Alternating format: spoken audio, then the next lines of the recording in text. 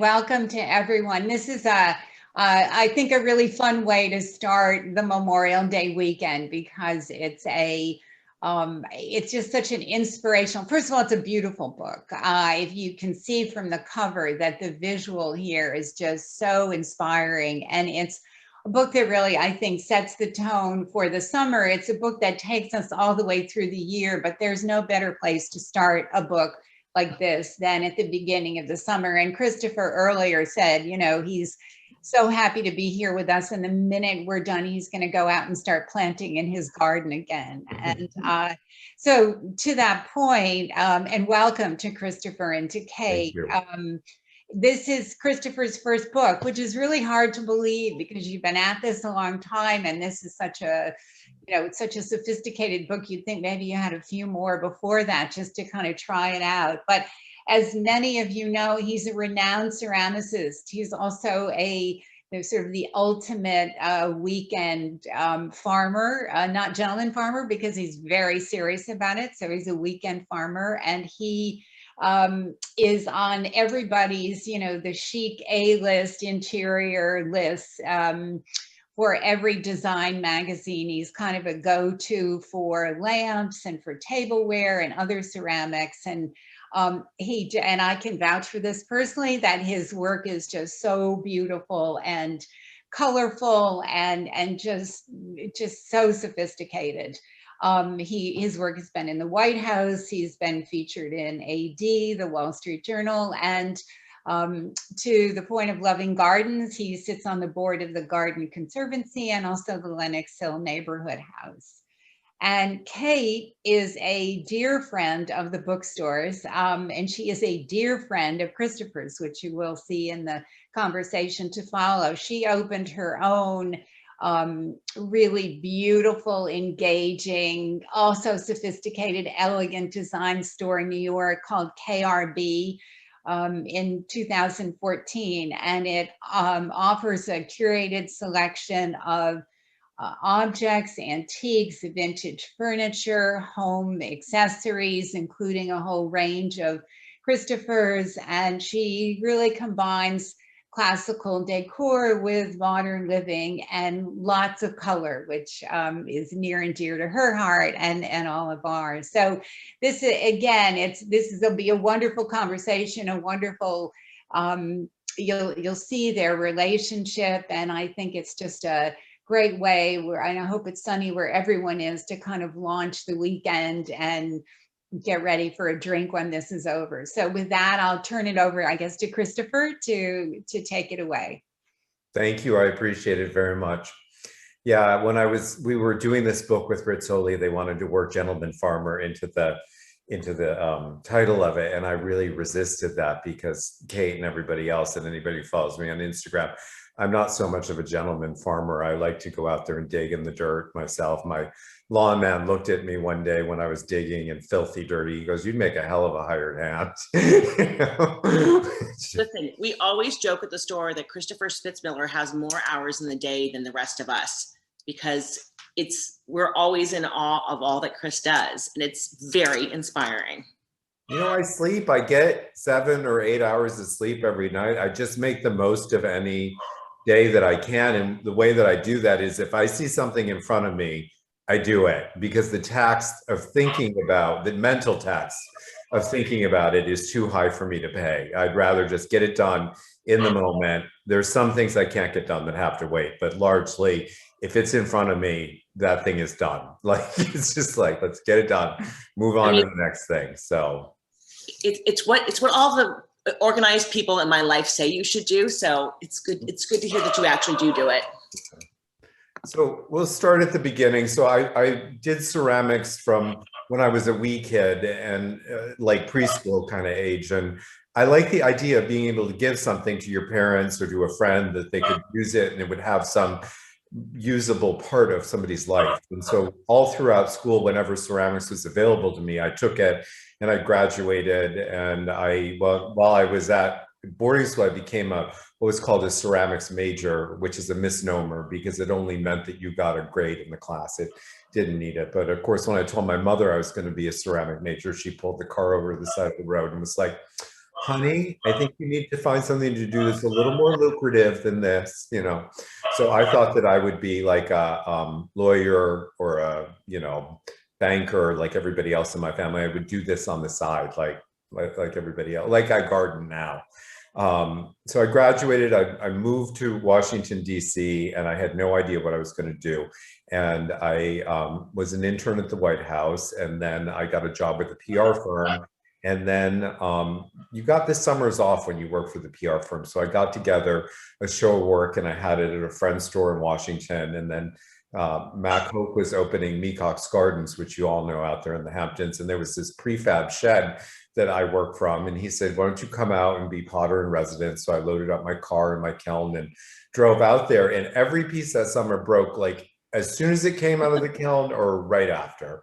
But I say to people, like, if you're going to be an artist, like they said to me at Rhode Island School of Design, they're like, if there's anything else you can do, you should probably do it. But, you know, for this, I needed to do it. I needed to enrich people's lives. And I saw people out there like Simon Pierce and the Mackenzie Childs, and they were doing it and they seemed to be making a living at it. So I figured, why not do it? So at the end of that summer, I met Richard Keith Langham, who has Jackie O's decorator for the last 10 years of her life. And then this was Jackie O's grandparents' house on Lily Pond Lane. And Keith happened to be decorating it. And he drew out a sketch of the lamp that's behind the sofa there and said, you're going to make this and it's going to be here in like 2 weeks. And back then I just made Keith the vase and he had it electrified.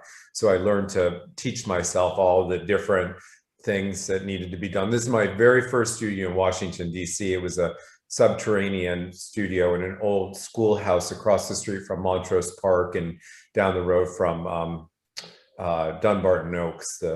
Chris, I love the colors of the glazes you have there. So you've always loved a deep, rich glaze. Yeah, and you know, some of them we still do. Those double gourds are in amber, which is what we still make. That red one in the front is no longer available. But you know, like things that I made back then, we've changed a little bit. But you can see a wheel, a lathe. So I learned how to turn the bases and water gild them and do all of that. And I had like 6 people working for me in that studio and kept taking over more and more space. And I then decided I needed to move up to New York. So I took a deep breath and I moved and I reached out. Well, back when I was in Washington, I would reached out to decorators whose work I liked, like Albert Hadley here. And I would send packages of information to them and they would call and write. And for every 10, we would get like 7 responses. And Albert said, like, you know, I want some of these red lamps. Will you do this? And will you do that? And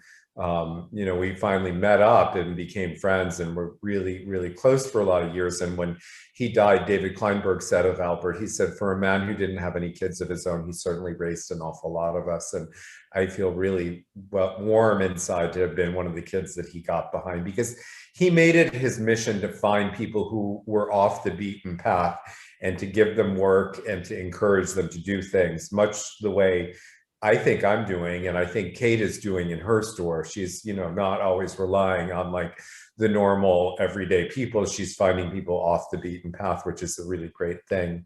So this is my father, who is a hell of a gardener, like I am. He was more of a vegetable gardener and had this big, vast vegetable patch that my older brother and sister referred to as the work camp, and they hated it. My father would tie a little sand pail around my neck, and my job was to pick peas and to put the peas in the thing. And of course, I would eat more peas than would ever go into my bucket. And you can still hear my mother, "You're going to make yourself sick. You're going to make yourself sick." But my father had a hugely hard work ethic, and that's one of the things that I do attribute to him, was having that. And that camel hair coat that's over the back has been gifted to Ashley's son, little Andrew, so he'll be wearing that soon. So sweet. And then you have my mom and Bunny Williams here, who are both big influences on me. My mom is, she's a little bit of a gardener, but she's more of a Martha Stewart type in entertaining. You know, she always was having dinner parties, and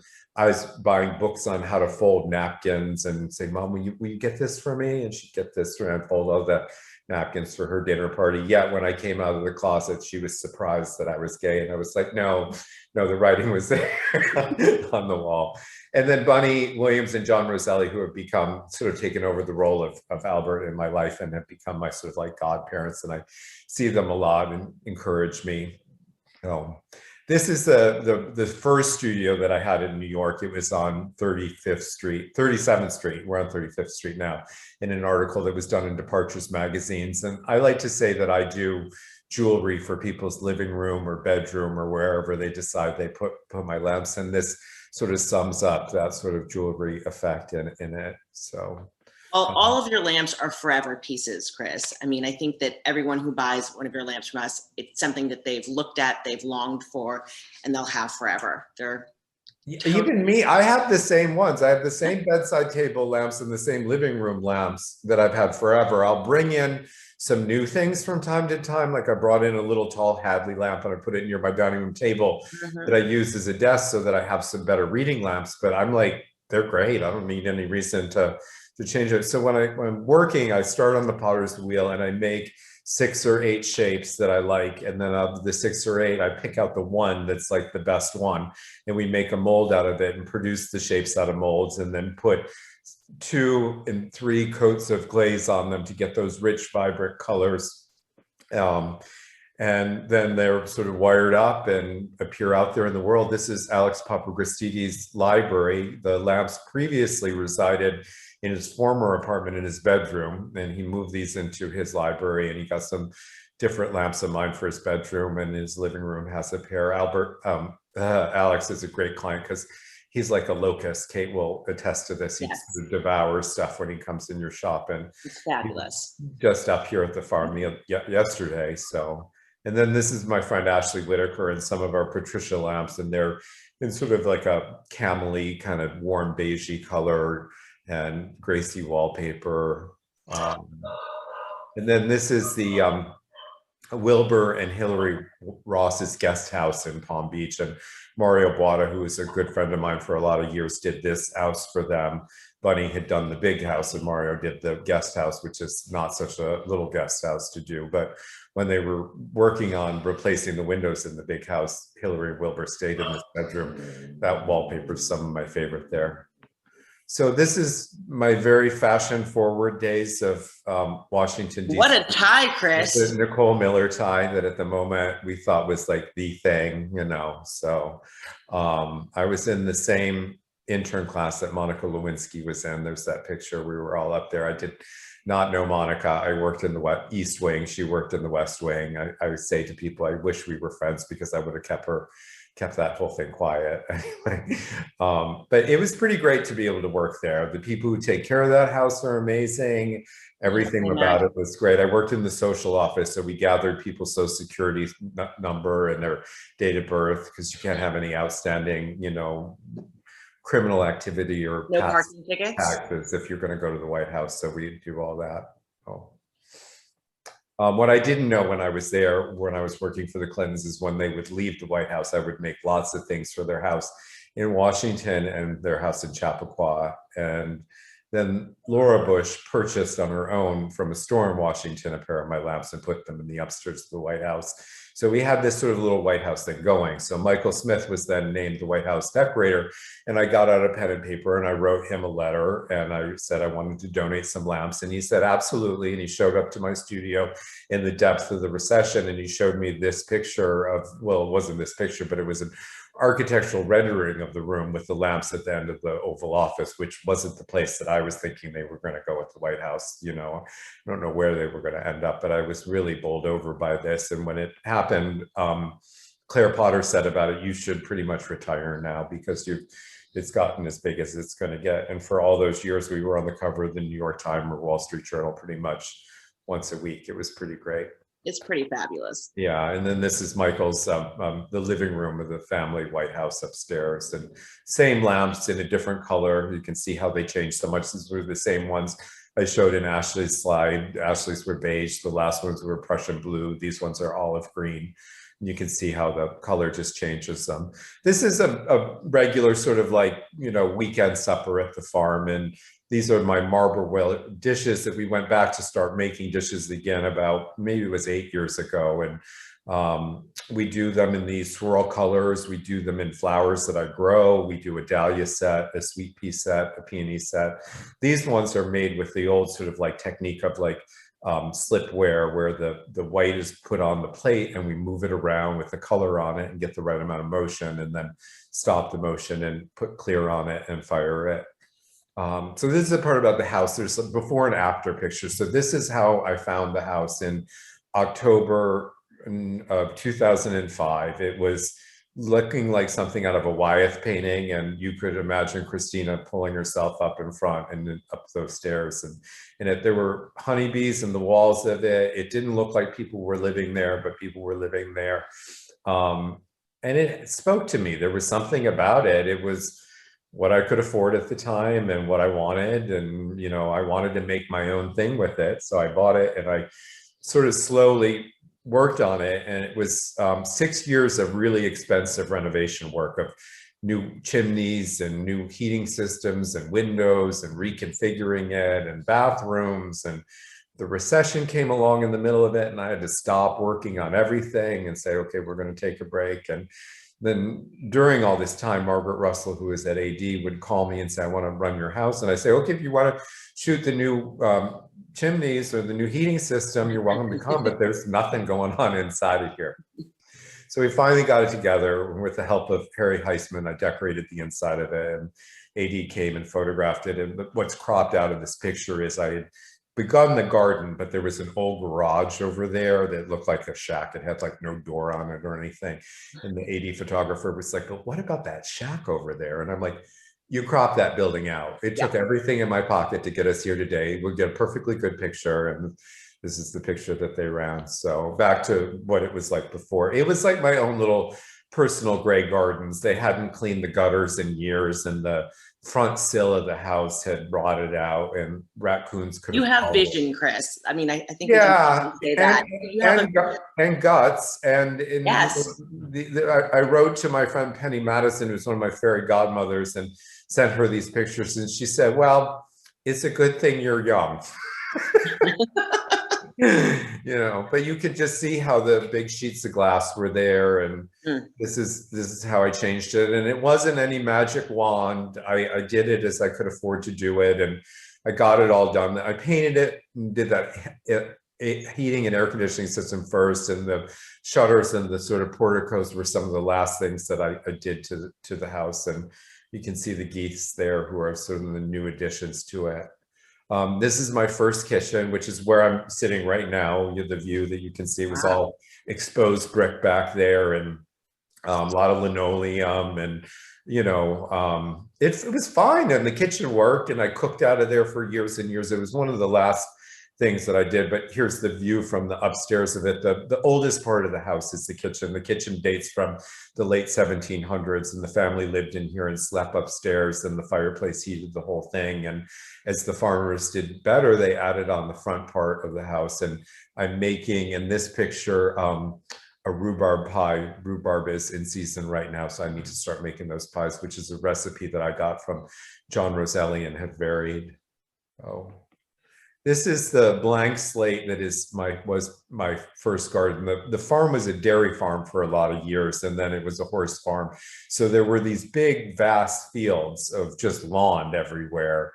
And I made a sketch of what the garden was going to look like, and worked with some friends who knew what they were doing. And you can see the posts inside of the hedge that was planted was where the dovecote was going to eventually be.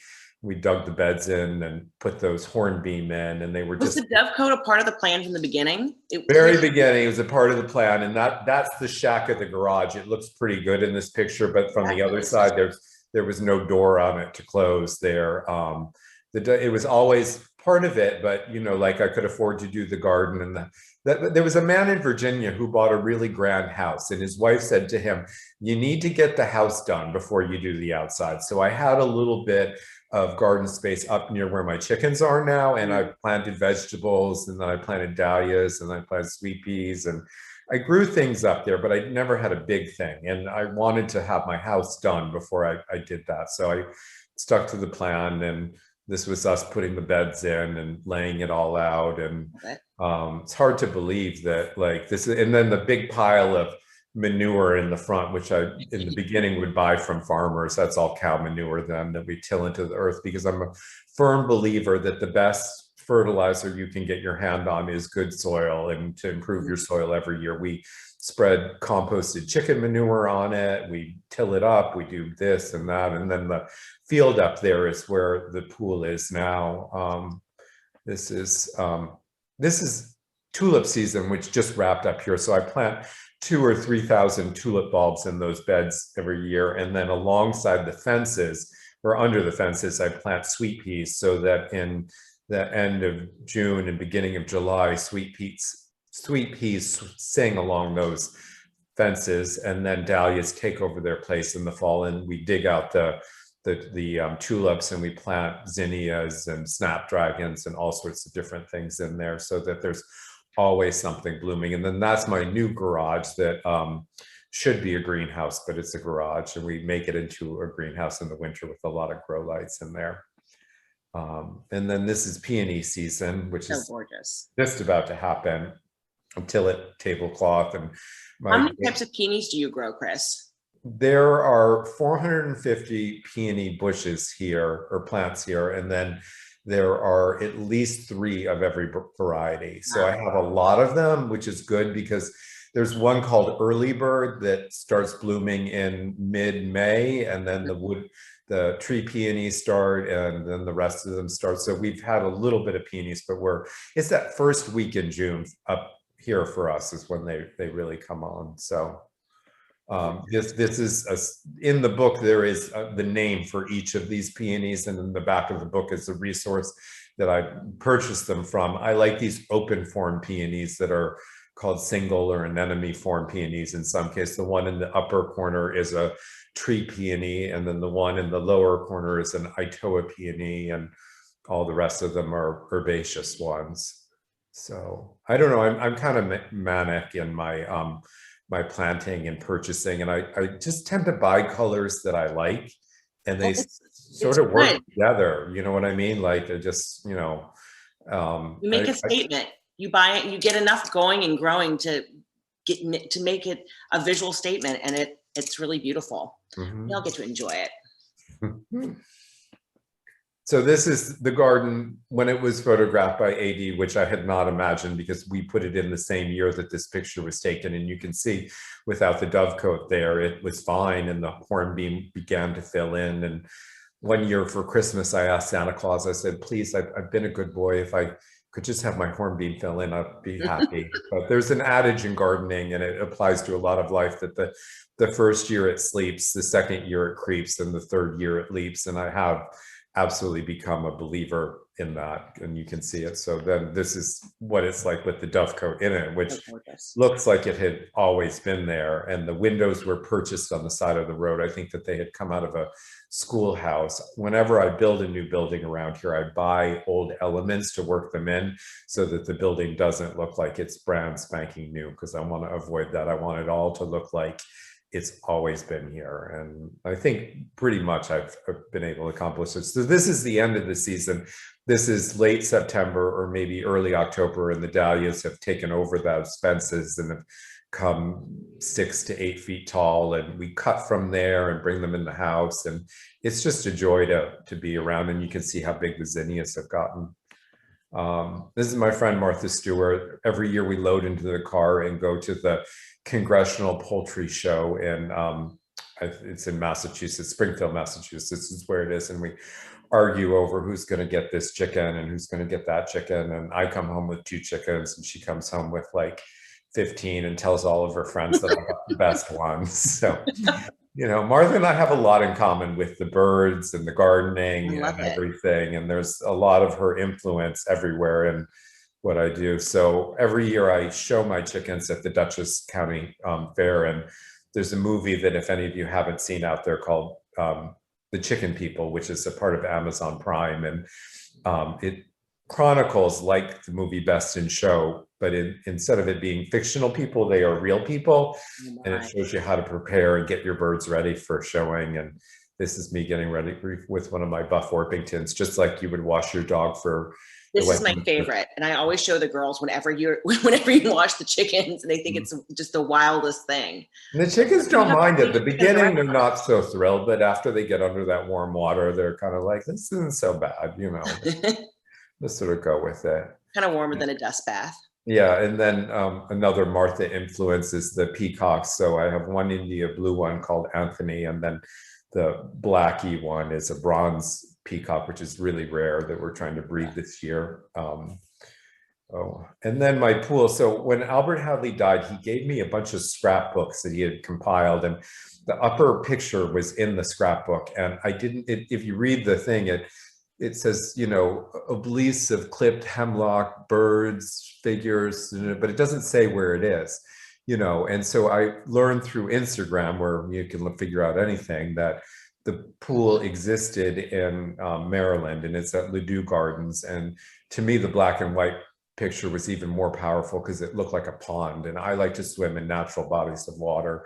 And so I said to myself, when you're ready to build a pool, you're going to do this oval shaped pool, and it's going to look kind of like this. So I got to go down to Ladue, and I measured their pool down there, and there's one here at Weathersfield House. It's an oval one too. And I like to swim in natural bodies of water, but my friends turn their noses up at these natural bodies of water. And they're like, I'm not going in there.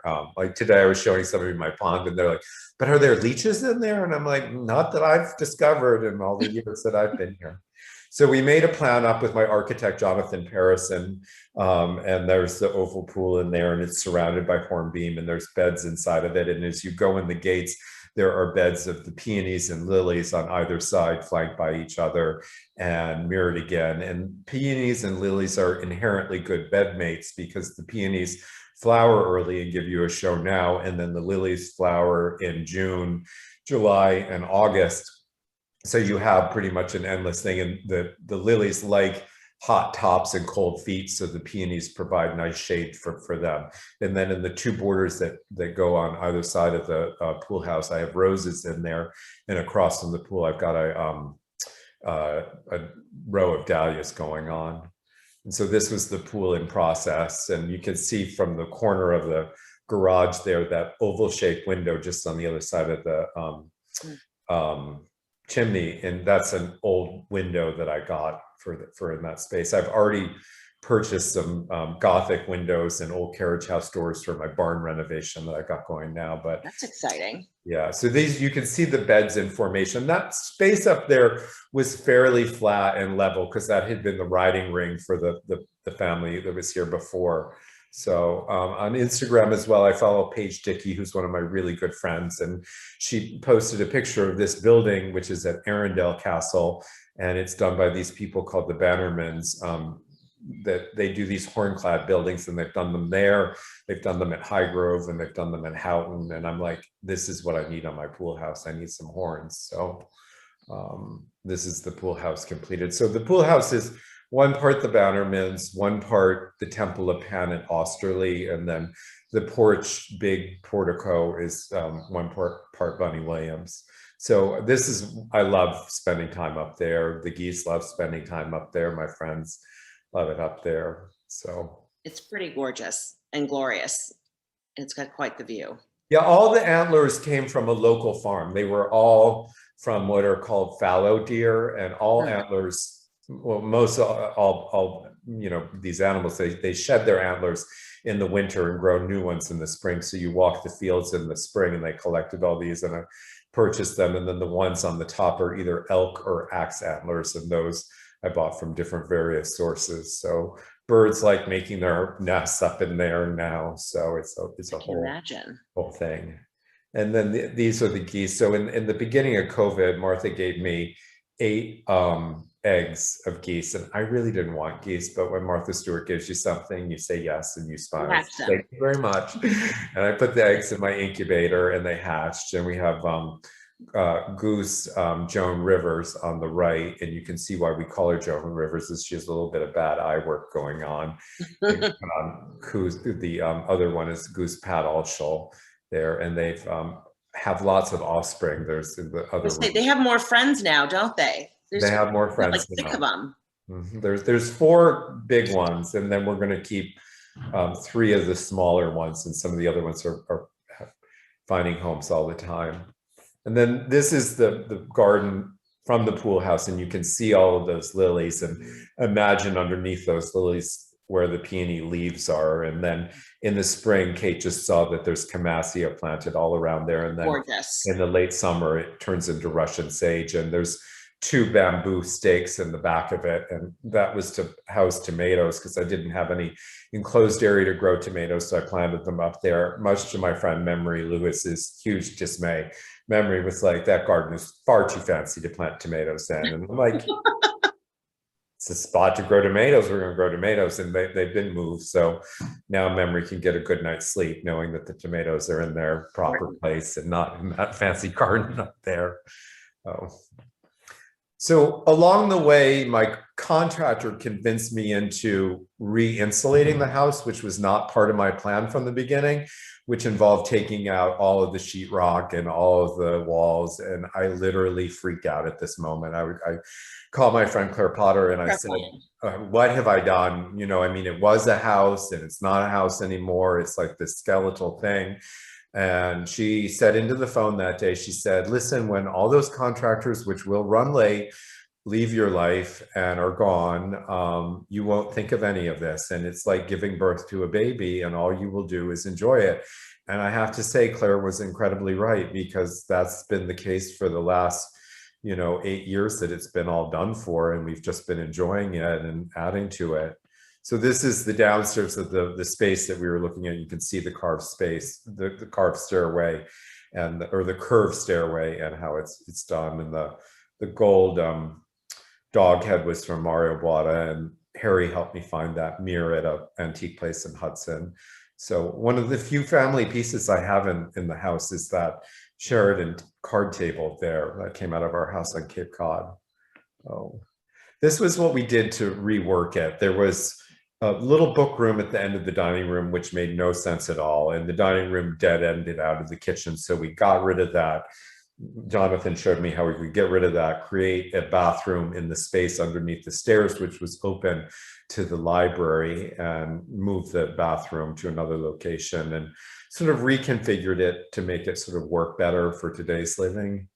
And the 3rd floor of the house was just one long big room that was painted bubblegum pink, and was like a big bunk room that had no heat up there, and industrial carpeting. And we made these big triangular windows to go in there. And this is putting those in, and this is what it's like all finished. This is the firecracker room. So all those wallpapers are Albert Hadley's wallpapers that are available through Xena Studios. And the bed was Albert's bed. And all of those periodicals were all the different magazines that he was published in over the years. And then this is a transit and progression inside. So this picture was taken around the time that AD was here, and what it looked like then, and then what it looked like now. So when Mario Botta died, I bought a whole wall of spaniels from his estate, and I put them up there and put the blue bows up. And my ancestors are on one side, and Fanny, my Cavalier ancestors, are on the other wall. And you can see that Fanny comes from a far grander lineage of people than I come from, So, and then Lion is the Labrador Retriever on the other side. This is my dining room. And when I bought the house, I had really humble ambitions to create a very simple atmosphere that involved ticking and maybe some few sheet paint colors here and there. And it's going to be simple, simple, simple. And, it turned into this. And it turned into this by chance. But it's really fabulous. Turned into this. So my mom had a really good friend in my hometown called East Aurora that Ellen Biddle Shipman had done a house in the 1930s for that had been built. And she did the garden, and she had this wallpaper installed in the dining room of this house. And the house was sold in the 1980s, and the wallpaper was steamed off the wall and existed in my mom's friend's basement for some 20 years. And my mom was having these conversations with antique dealers trying to find homes for this paper. And nobody was interested. And quite frankly, I wasn't interested because I was going to have this simple house that didn't really have anything elaborate going on. And I said to my mom, send me a piece of this wallpaper and I'll see if I can find a home for it. Because I know every decorator there pretty much is. And the birds on it spoke to me. And I said, I've got to use this myself. And we made it work in that room. And this is the same marble that we saw at the beginning, but this is in brown. And then I got to go to Chatsworth a lot of years later, and the same birds are on the walls of the Chatsworth bedrooms as they are. These were the first brown birds that came my way. Their wallpaper's in a lot better shape than mine because I bet it hasn't been steamed off of their walls and stored in any basement for any period of time. But it shows that it is the real 18th century stuff. So this is the garden all sort of grown in winter. The hornbeam that I use back there is European hornbeam, which holds its leaves all winter, which gives a nice windbreak, home for birds, and like just wall that creates there. And we take Christmas very seriously and do a lot of garlands every year. And this is what it's like in the winter. And then my current project is my cow barn that's falling down, as you can see. Gets a little worse over here. The end part had a manure drop in it, and the end part was just sort of like falling down. And so we got a permit out to take down the end part. And I wanted to get rid of the barn completely. And the highway department, which is across the street from me, was going to take all the cement block. And we got a new highway superintendent, and he doesn't want any of the blocks, so we have to work with it. So we're going to keep what's there and put a new roof on it. We're going to build a big center double high portico that will come in the center of it, that when you open up the doors there and the doors on the other side, you'll see all the way through it. The right side is going to be the chicken wing, meaning it's going to be up for all chickens. And then the left is going to be for storage of all the stuff that we have around here. And then eventually there'll be a greenhouse attached to the storage part of it and come out. So you can see the Gothic windows drawn in, and I bought 2 sets of doors so far, and it'll all be sort of clad in like a hardy board and stuff. And I'm excited about this project. What color is it going to be, Chris? No, I wanted it to be black, but to get that hardy board kind of stuff to work, you kind of need to make it white. So I think we'll do it white and maybe some accents of dark colors in places. So the roof will be the dark color that I have on the garage currently. And it's going to be a lot lower than the building that's up there. You know, the building is sited a good 10 to 15 feet higher than my house. And, you know, from the upstairs of it, I'll be able to see over this and see into the fields behind. So I'm looking forward to this project. This is the new exciting thing that's happened. Anthony, my fiance, has opened up a store in Millbrook called Orangerie that Kate got to visit, and totally divine and fabulous. A little bit of everything going on in there. He prefaced opening it. He goes, I want to sell all this stuff that Chris goes to 28th Street to buy, like branches and anemones and orchids, and you can't get any of that stuff up here. So there's a creel and gow in one side of the building, and then Anthony's in the other part of it. And this is a look at the greenhouse inside and the different things that we're growing in there. So there's so many treasures there, and so many fun plants and special things.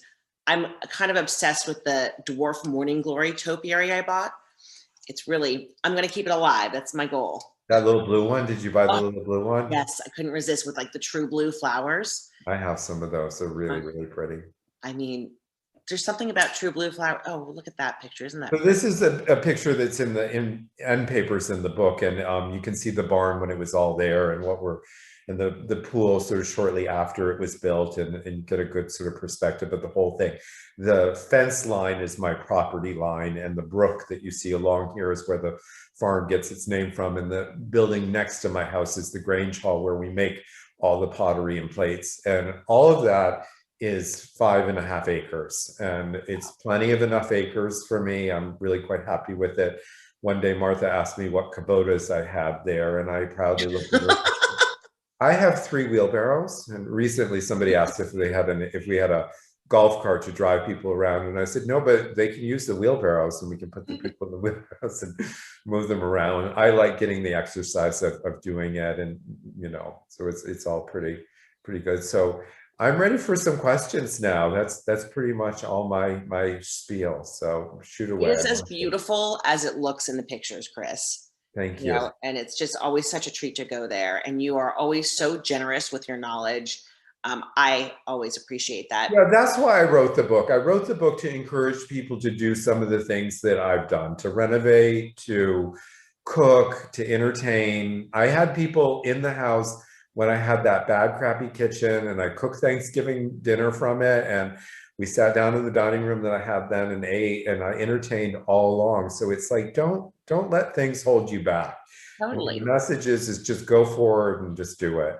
So. Well, one of the things you always tell me when I start texting you mad questions about like gardening or this or that, or have I killed this or killed that, you should say, well, you give it a try.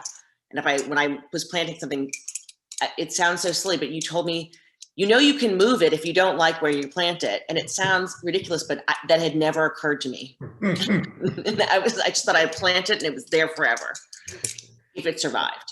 Yeah, I mean, you want to pick the time of year that's right to move it, but you can totally move everything, you know, so. Okay, I've got some questions from our participants here. Thank you so much. I have a personal question, just looking at, it looks like more than 5.5 acres for sure, but do you have help? I mean, you've got to have some help managing this. Are you available? What's your rate? When can you start?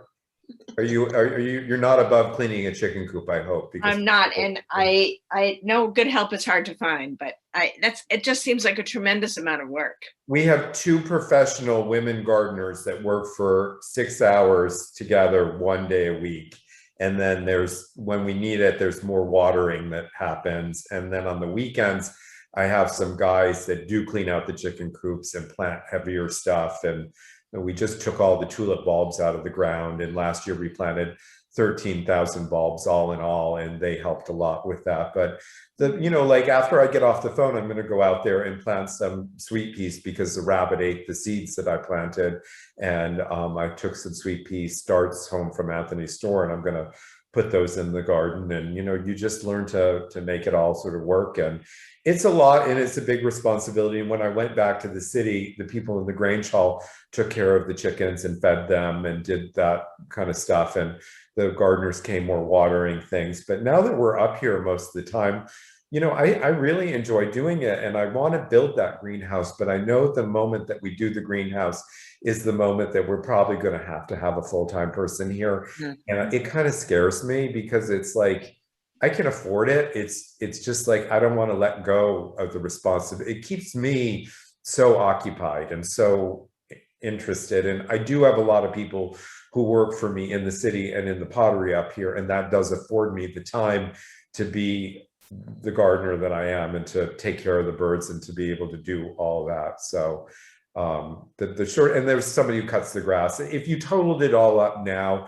there's a full-time person's wages out there, maybe a little bit more, but it's different people who are doing it all to do it. So yeah, I think it's amazing. It's amazing. Did you spend the whole pandemic at the farm, or as much of the pandemic as we did? Like the first 3 months we were up here solid, and then I started to go into the city, and Anthony never went into the city. He worked from the end of the dining room and did lots of Zoom calls. He's the landscape architect, and he then was working on large city parks and public spaces, and he did all of that. And the opportunity to open the store came along, and he came from a slightly bigger town than Millbrook is, but he never envisioned himself ending up in some place like this. But he loves it, and he never leaves, and he's quite happy with it. But now I get to spend 4 nights a week here, and then the other nights in the city, which is really, really nice, or 5 nights up here, and then 2 nights in New York is what I'm doing. So it's a really good schedule. It's what I call my dream schedule has happened. Oh. And I'm curious, I know this book is focused on the farm, but what's your aesthetic in your New York City apartment? Oh, that's funny. It's like an octogenarian lives there. It's like Colfax and Fowler did it. It's so chic. So chic.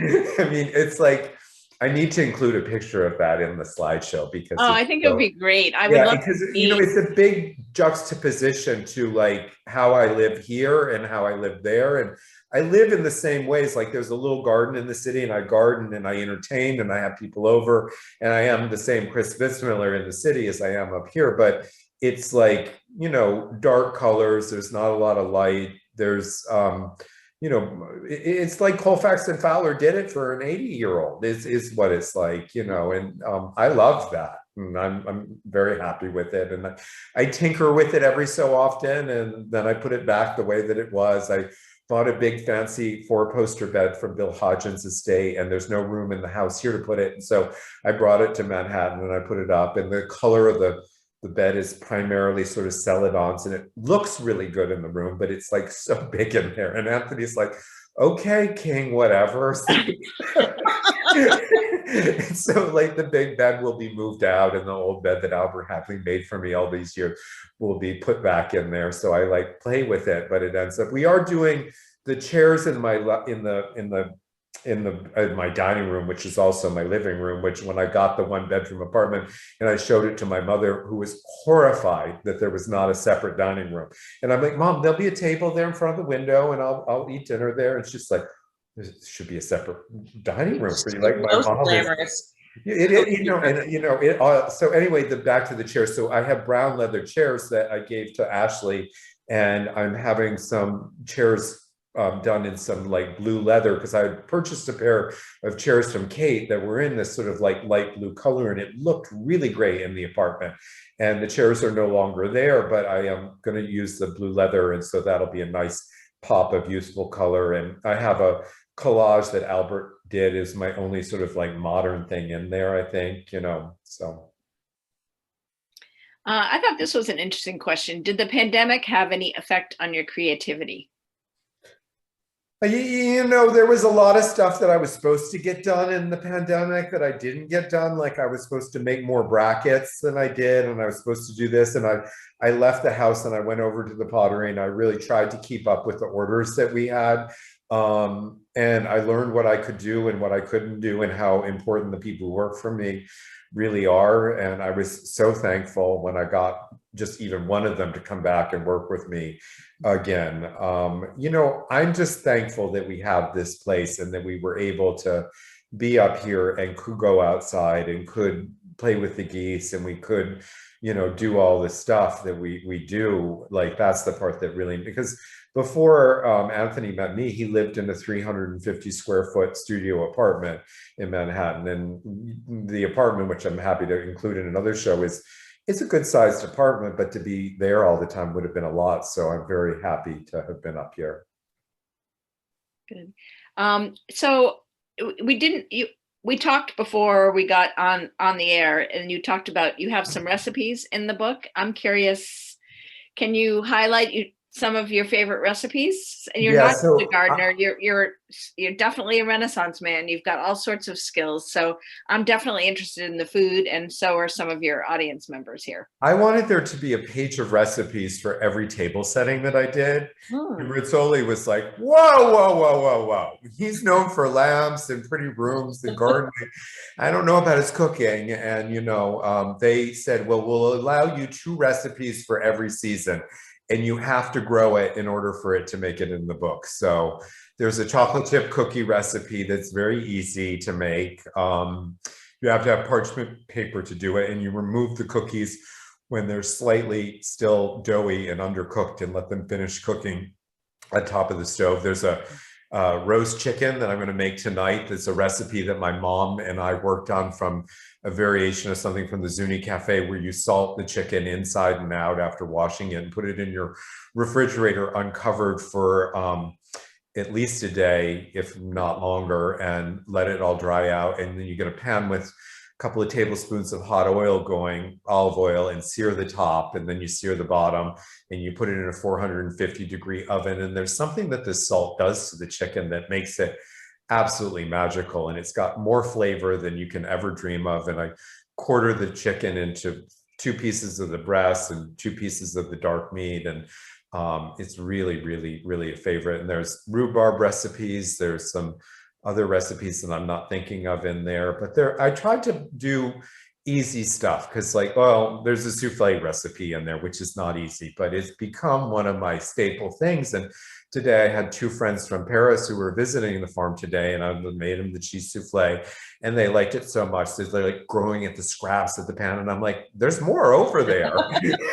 So we got a second souffle out, and they ate the second souffle too. And, you know, I mean, it's so nice to be able to do this stuff and to be able to share it with your friends. And if you do a souffle enough time for your spouse or for yourself or forever, then eventually you can learn to make it for friends and eventually know exactly what you need to do and the shortcuts you can take and the things that you can cut out of it. But like you figure it all out, and it all becomes like second nature. So terrific. Well, I just got a little message from the person behind the scenes, said, if that made you hungry, you can purchase a year at Clove Brook Farm right here at Bookhampton. So yeah. I'm going to say it before we close that please, this book is amazing. And I think you left us wanting a little more. Like, I wanted the recipes. I want to see what the text is. Before we close, though, I mean, this seems like a natural growth for you to write a book. What would your next one be? What's your next project? You're so prolific. I don't even... What are you going to work on next? What's your next challenge? Because it seems like you really like to that barn is my next challenge. I've never taken on anything that big, as you can see, so it's going to be a lot. And you know, the thing is Anthony and I are going to get married, and we wanted to get married in September. We figured this year, with everything going on, we put it off until next year when everything's settled out. And so that barn will be like the wedding sort of hall as well too. So it gives another level of pressure to like get that on and to get that done. So that's the next thing. But there will be more books. I think we'll do a book on together. On the other side of the Grange Hall, Anthony has his own garden, which is a vegetable garden. And I think we'll do more on the specifics of gardening. I'd like to do more on like the cooking. I'd like to do more on like the entertaining. You know, I mean, it's nice. I tried to, what influenced me was Bunny Williams' book, An Affair with the House, and Martha's first entertaining book, and they had a little bit of everything in them. And design books are good, but they have a very specific audience. And by doing this, Rizzoli printed 13,000 of them in the first printing. And by the day that it went on sale, 10,000 of the 13 had sold. And so they went into a second printing of 6,000. And there was a period that the Rizzoli people didn't have any books. Like Amazon had them. I know Kate didn't have them. I know Mecox didn't have them for a long time, but now the second printing is in and we're doing more book promotions, so they'll be sold. And the book, I think, has a long life to it. It's not a book that's about today. I mean, it happens to be very timely in that people are spending time at home and people are gardening more and stuff. But I don't see this book being just about now. I see it because it's got the recipes and the different table settings and the different plants that I want people to go pick it back up and to live and to be loved and be held close to their heart. Oh, wow. That's actually, I couldn't have had a better ending. And that's true. I think the book speaks to all of us and we can take what we want from it. It's stunning, stunning, stunning. And congratulations. I hope there's more printings. Don't forget to buy your copy. You are a pleasure, and thanks for sharing your beautiful home with us. Thank you. My pleasure. Okay. Good night to everybody. Don't forget to buy the book.